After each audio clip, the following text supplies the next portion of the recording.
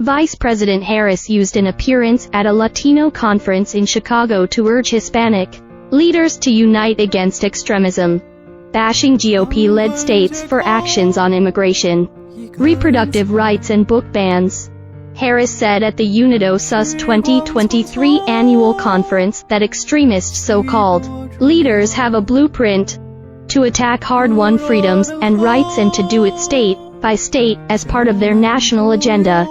Across our nation, extremist so-called leaders demonize, target, and attack immigrants, she said.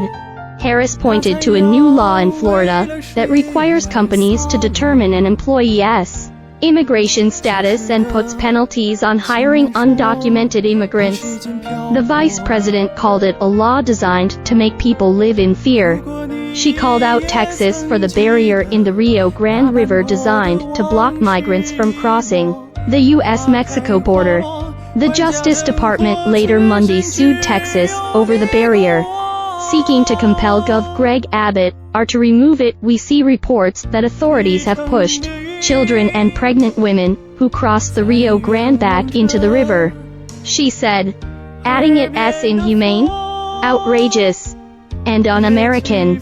Harris also noted some GOP-led states have enacted stricter abortion laws since the Supreme Court struck down Roe v. Wade last year, and cited efforts targeting voting rights, the LGBTQ community, and a push to enact book bans. And for these extremists, that was not enough.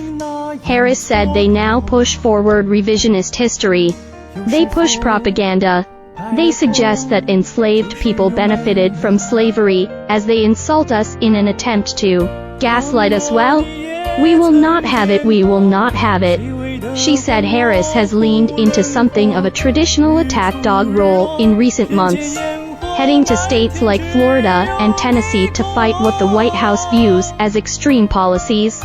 She went to Florida last week after the Sunshine State passed controversial new educational guidelines for how issues like slavery should be taught in schools, denouncing extremists who she said were pushing propaganda on children.